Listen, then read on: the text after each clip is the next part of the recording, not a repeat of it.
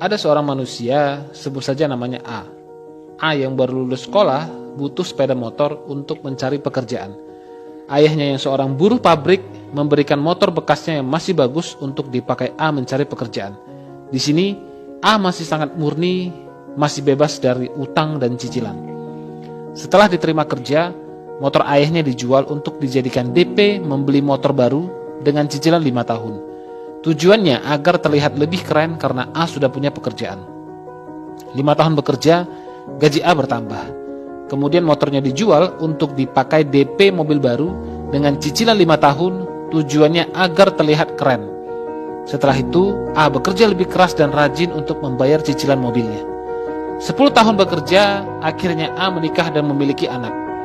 Kemudian A meminjam uang dari kantor untuk dipakai DP rumah dengan cicilan 25 tahun, agar terlihat mapan secara finansial.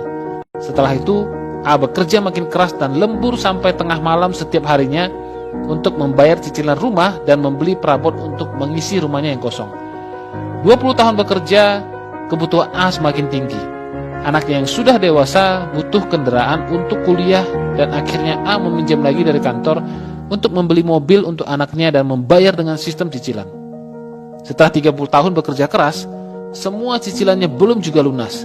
Akhirnya A tetap bekerja keras untuk membayar cicilannya dan tanpa disadari usianya sudah 60 tahun saat itu.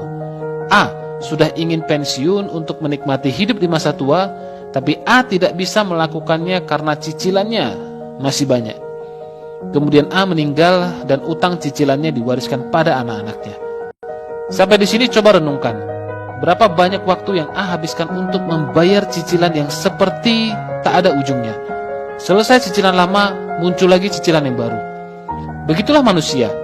Lahir di dunia ini tak pernah menyadari untuk tujuan apa sebenarnya Tuhan menciptakan dia hidup di dunia ini. Apakah tujuan manusia hidup hanya untuk membayar cicilan seumur hidupnya? Bukan. Manusia diciptakan di dunia ini untuk menikmati dunia ini dengan bahagia dan bebas. Bukan terikat pada pekerjaan dan utang yang tak ada ujungnya. Sebab itu, yuk jauhi cicilan. Yuk jauhi utang. Hiduplah sesuai kemampuan, bukan hidup karena keinginan. Yuk, hiduplah dengan bahagia.